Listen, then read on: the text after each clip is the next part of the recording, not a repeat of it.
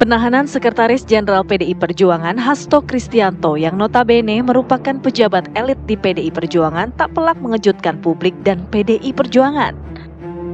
Selama ini KPK dinilai tidak bernyali menahan tangan kanan Megawati Soekarnoputri di Partai Banteng Moncong Putih ini. Meski demikian, semenjak penetapan status tersangka, PDIP kerap menyebut kasus yang menjerat Hasto syarat dengan politisasi. Tak ayal balas dendam politik pun mencuat pasca penetapan Hasto. Seperti wacana akan dibukanya sejumlah hal yang selama ini disimpan rapat-rapat oleh Hasto dan PDIP terkait keluarga Joko Widodo. Akankah ditahannya Hasto menjadi awal terbukanya kotak Pandora yang akan mengejutkan publik? Ataukah sebaliknya, hanya menjadi alat tawar semata tanpa ada bukti kuat seperti yang disampaikan? Mungkinkah PDIP terseret dan menjadi benteng bagi Hasto seperti yang dilakukan Ketua Umum Megawati Soekarnoputri yang mengeluarkan surat edaran kepala-kepala daerah asal PDI Perjuangan untuk menunda hadir dalam retret di Magelang? Tim TV One mengabarkan.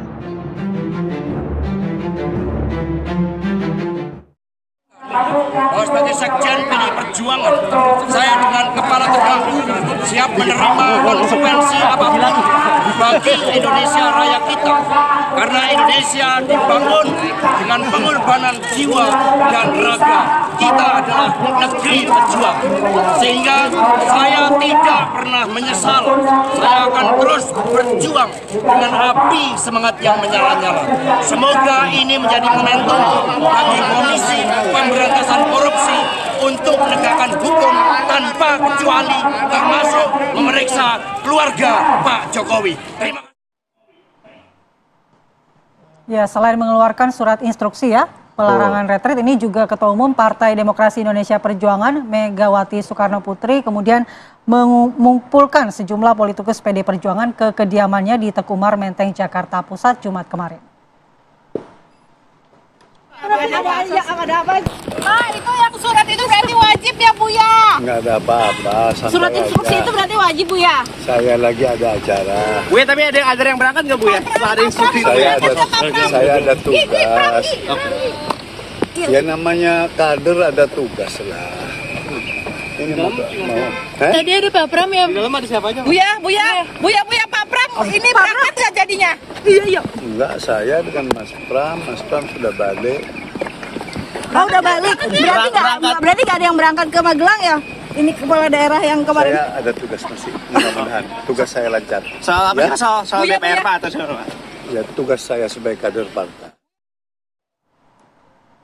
Ya pemirsa, tadi kita sudah simak bagaimana statement dari Said Abdullah yang pada malam tadi hampir seluruh elit dari PDI Perjuangan ini berkumpul di kediaman Megawati Soekarnoputri. Tapi ternyata Andi Kumala hingga pagi ini masih belum ada kepastian ini ditunda atau udah boleh ikut retret, kan begitu. Artinya masih menjadi tanda tanya, masih menjadi misteri ini dari sikap dari Ibu Megawati Soekarnoputri hingga pagi ini yang tentunya akan kita bahas di Apa Kabar Indonesia Pagi di segmen ini karena sudah hadir ada dua narasumber yang sangat spesial pada pagi hari ini. Andi Kumala. Ada Prof. Siti Zuhron selaku peneliti utama BRIN. Selamat pagi, Prof. Selamat pagi, Mas biru.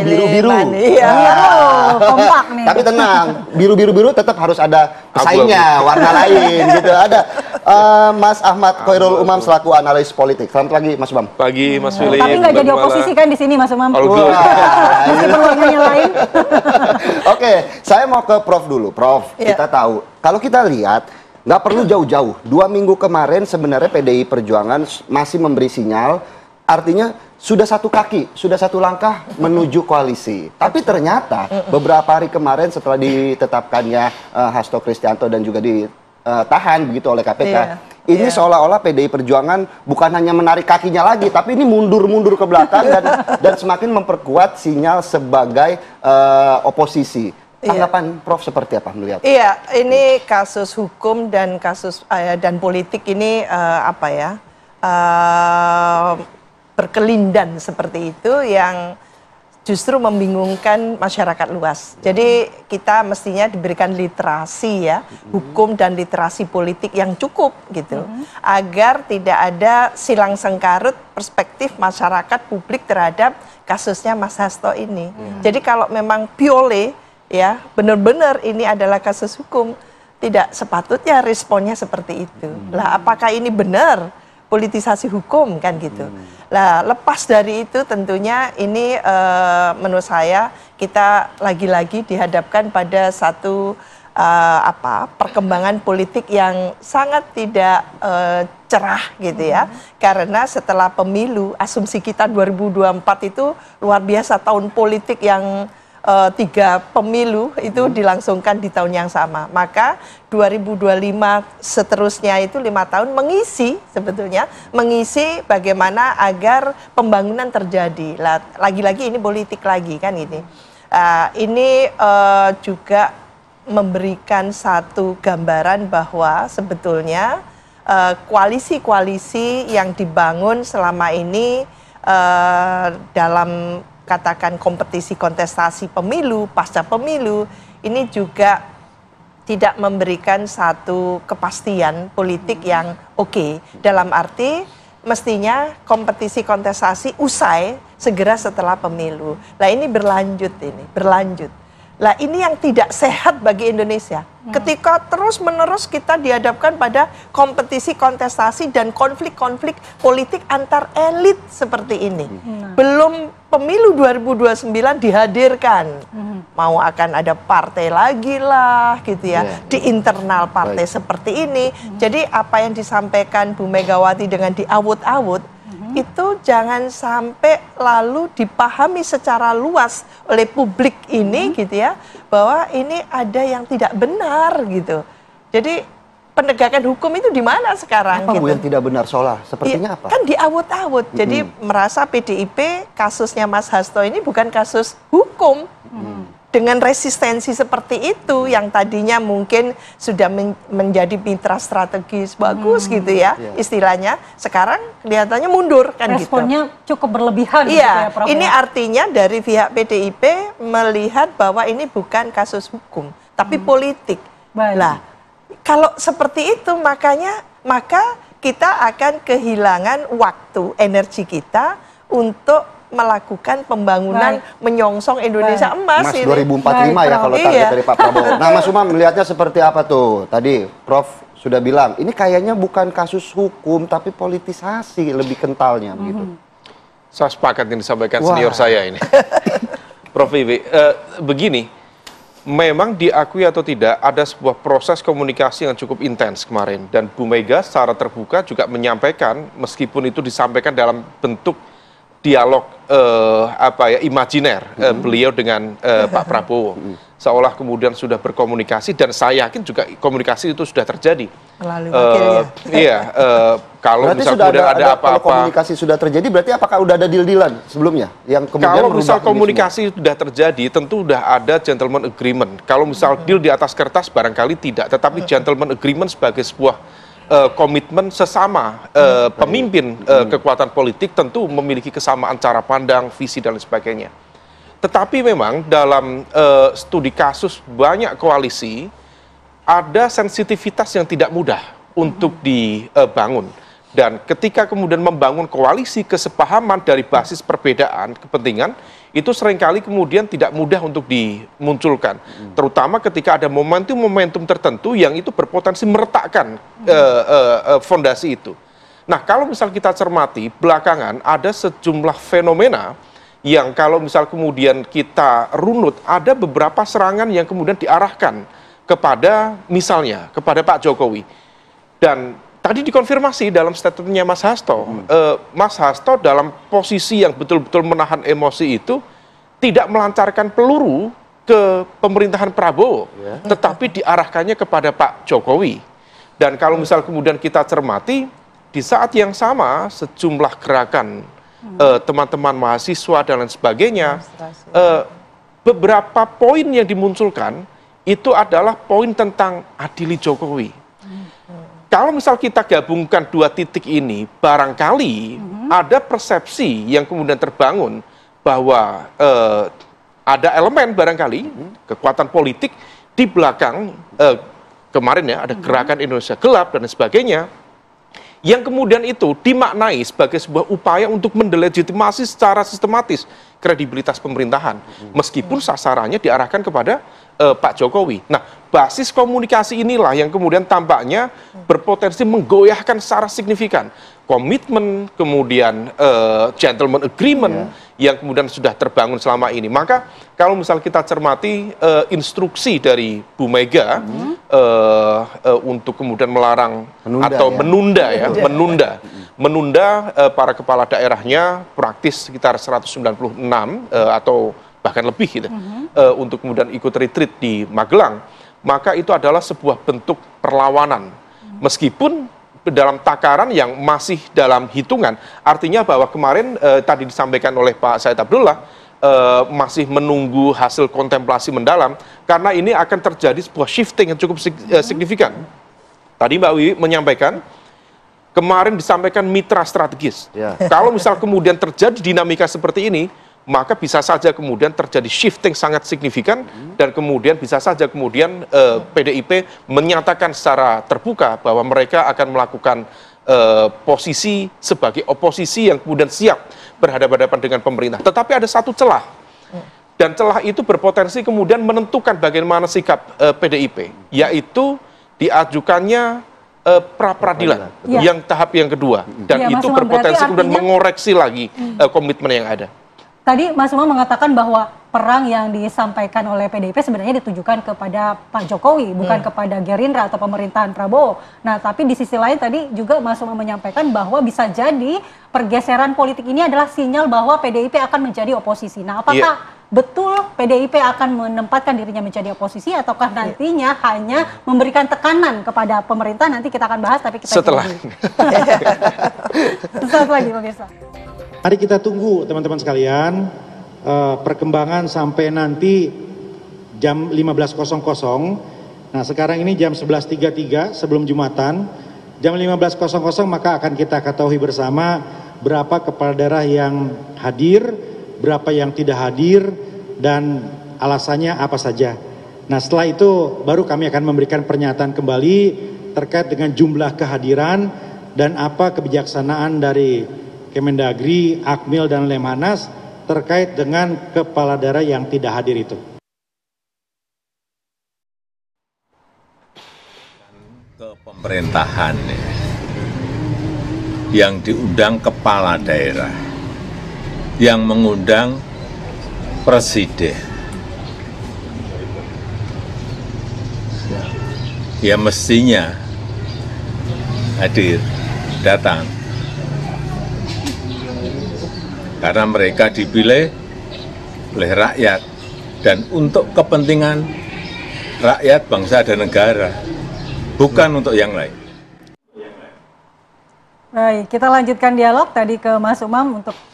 Tadi Mas Umam kita mau nanya ini, apakah ini sebenarnya langkah PDIP untuk menjadi oposisi atau hanya memberikan tekanan kepada pemerintah bahwa jangan ganggu saya gitu? Ya, begini, kalau misal kemudian kita cermati, langkah untuk menginstruksikan pending berangkat ke retreat itu dalam satu sisi memang bentuk perlawanan. Tetapi di saat yang sama, itu sebagai sebuah bentuk nota protes terhadap ujian komitmen politik dari hasil komunikasi antara elit PDIP dengan penguasa. Dalam konteks ini barangkali, kalau misal tadi statement Bu Mega, itu tampaknya sudah ada komunikasi dengan Pak Prabowo. Artinya bahwa kalau misal kemudian komitmen itu sudah dilaksanakan, sudah dilakukan, maka kemudian mengapa ini kan menjadi concern yang sangat serius ya. Hanya dalam 2 hari ada 2 kader atau bahkan 3 kader elit PDIP yang digaruk oleh KPK. Pertama Mbak Ita, mantan wali kota Solo, beserta dengan suami, kemudian Mas Hasto. Dan kita tahu mantan wali kota Semarang itu termasuk salah satu yang cukup dekat dengan Bu Mega. Artinya bahwa ini menjadi sebuah concern yang cukup serius. Dan kita tahu Mas Hasto sebagai posisi sekjen, ini bukan posisi yang ecek-ecek. Beliau termasuk yang ideolog dalam konteks kepartaian, memiliki kedekatan yang sangat luar biasa dengan Bu Mega, memberikan input, insight, dan cukup intens dengan beliau. Maka kemudian positioning ketika kemudian sekjen terkena di level itu, seolah ini menjadi pintu bagi masuknya intervensi hukum atau dalam bahasa Bu Mega tadi mengawut-awut itu. Nah ini yang kemudian menjadi concern serius. Kalau misal kemudian masih ada satu tahap lagi melalui tadi pra-peradilan. Kalau misal kemudian putusan penolakan pra-peradilan pertama kemarin itu sifatnya administratif, karena kalau misal bisa yang obstruction of justice itu dan juga dalam konteks itu dipisah, artinya itu memberikan ruang. Nah kalau misal kemudian ternyata pra-peradilan ini kemudian mengabulkan apa yang diajukan oleh tim hukum teman-teman di PDIP, maka itu adalah bagian dari solusi yang dalam tanda kutip bisa menyelamatkan muka banyak orang, muka PDIP, komitmen salah muka satunya, KPK, muka pemerintahan. Deal-dealan juga diselamatkan. Deal-dealnya juga bisa masih tetap jalan. Dan kan mitra strategis bisa tetap jalan itu. Nah, tapi kan kalau yang menarik adalah bagaimana tadi kan Mas Umam juga menjelaskan bahwa ini kan yang ditangkap ini kan memiliki kedekatan yang cukup intens dengan Bu Mega. Tapi kemudian kan Bu Mega seperti terlihatnya kesal sekali. Sebenarnya yang kemudian dibikin kesal karena kedalaman hubungan dengan Pak Hasto atau kedalaman dari komitmen yang sudah dibangun begitu? Dalam konteks ini dua-duanya, tapi dalam konteks titik tekannya adalah dalam konteks komitmen itu. Tentu Bu Mega dan juga teman-teman PDIP, kalau misal memang, sekali lagi kita basisnya asumsi, karena tidak ada yang bisa mengkonfirmasi. Kalau misal basis komitmen itu sudah terbentuk, maka kemudian harus ada masing-masing kemudian saling percaya, mutual trust. Maka kalau misal tercipta mutual trust, asumsi dari teman-teman PDIP, mereka percaya kepada, let's say, Pak Prabowo. Tetapi dengan adanya penahanan Mas Hasto, kemudian ada penahanan tadi yang dari Wali Kota Semarang, mantan Wali Kota Semarang, seolah ini diasumsikan, kok seperti berat yang di sebelah sana. Siapa tadi yang diserang oleh Pak Hasto? Ini komitmennya seperti apa? Jadi kalau misal kita buat dialog imajiner itu ya, ini menjadi sebuah pertanyaan. Ini yang dipilih kok menjadi lebih bergeser ke sana, berat ke sana. Bagaimana dengan penjelasan kita kemarin, komitmen kita kemarin? Baik, mungkin ditanggapi, Prof. Iya, keruwetan politik dan hukum ini harus ini ya, menurut saya harus ada solusinya gitu ya. Inilah tantangan dari pemerintahan baru Pak Prabowo. Pak Prabowo juga dalam beberapa statement gitu ya, mungkin quote-unquote jangan mengumbar juga gitu ya, kedekatan yang luar biasa, itu personal aja, silahkan. Tapi ketika disampaikan ke publik luas, maka bukan hanya mengenai PDI Perjuangan, tapi juga publik luas merespon seperti adanya demo ini kan gitu. Sementara ada masalah dianggap oleh publik luas bahwa siapapun yang bukan siapapun, pujian yang luar biasa dari Pak Prabowo kepada Pak Joko Widodo ternyata ini direspon tidak positif kan itu. Memang menimbulkan pro kontra, tapi yang kontra banyak ini gitu ya, sehingga sampai demo. Tentu kita harapkan kalau kasusnya Mas Hasto mungkin bukan dalam level yang sangat besar gitu ya, untuk pelanggaran hukum katakan, tapi pelanggaran hukum sekecil apapun pelanggaran kan gitu. Tapi fair lah KPK ini gitu ya, dengan kasus-kasus yang besar juga, seperti yang terpendam lama gitu ya, banyak banget itu, banyak banget. Mas Umam bisa menulis nanti itu, banyak banget. Jadi supaya ada fairness, supaya tidak ada secara organisasi politik PDI Perjuangan ini kan tidak hanya merasa individualnya Hasto. Tapi ini adalah ancaman pada organisasi politiknya PDI Perjuangan. Maka di situ terlibat semuanya. Jadi kita harapkan memang melalui kasus Hasto ini akan ada clear cut yang sangat yang sangat prospektif ke depan bahwa hentikanlah politisasi hukum. Kalau memang tidak ada politisasi hukum, siapapun kader partai dari manapun tidak perlu dibela juga kalau memang melanggar hukum gitu loh. Artinya Prof mengatakan bahwa sikap PDIP sebenarnya berlebihan untuk memasang badan seorang kader mendapatkan kasus hukum tapi harus dibela seperti ini atau bagaimana? Iya, kalau orang tidak berkasus sama sekali lalu dipolitisasi juga dari mana awalnya kan gitu. Fakta hukumnya dari mana mencarinya kan gitu. Lah ini kan masih lama, kasus lama ya kan. Kita mendengar itu lama banget, lalu dipendam begitu sekarang dihidupkan kembali. Lah kalau sama-sama yang dipendam dihidupkan kembali, itu ada kasus yang juga luar biasa dulu kan gitu. Itu hidupkan kembali apa saja itu Mas? Banyak sekali ya yang tidak terpenuhi ya. Saya bukan pakar hukum, tapi kalau membuat politik kita menjadi tidak sehat seperti ini gitu ya, demokrasi kita menjadi backward seperti ini, menjadi setback, menurut saya ya ini yang harus diberikan solusi oleh Pak Prabowo supaya ya pemerintahannya itu tidak baru 100 hari ini sudah menuai badai kan. Tapi gitu kan ya. Prof, kalau kita lihat kan kenapa kasus Pak Hasto ini kan begitu lama, begitu panjang, karena memang kan dari beberapa pengakuan juga sebenarnya kasusnya jalan, hanya mendapatkan beberapa rintangan begitu yang membuat akhirnya penyelidikan sendiri dari kasus ini menjadi terhambat begitu. Artinya kan ini hukum yang kemudian mau tidak mau menempellah unsur politisasi dalam kasus ini begitu Prof. Iya, jadi menjadi pengetahuan umum sebetulnya, bukan rahasia lagi. Kan ketika Pak Joko Widodo menjadi presiden, ini kan kasus sudah muncul. Mengapa nggak dituntaskan, gitu kan? Tapi kan saat itu juga ketuanya kan juga PDIP, Prof. Kan gitu. Makanya di situ muncul lalu politisasi hukum ini. Baik. Ini gimana nih Andi Kumala? Kita akan lanjutkan lagi karena masih panas nih, tapi kita harus jeda terlebih dahulu. Betul. Kembali di Apa Kabar Indonesia Pagi, pemirsa, sebelum kami mengajak Anda melanjutkan perbincangan dengan Prof Wiwi dan juga Mas Umam, kami akan ajak Anda untuk melihat bagaimana kondisi terkini di kegiatan retret di Magelang, Jawa Tengah. Sudah ada rekan kami nih, saya kasih pantun dulu ya, Andi Kumala ya. Bikin lagu cinta enaknya pagi-pagi. Sudah ada Danita di Apa Kabar Indonesia Pagi. Danita, silakan dengan laporan Anda bagaimana retret sebenarnya hari pertama, kemarin kumpul, hari ini baru ada kegiatannya. Silakan dengan laporan Anda.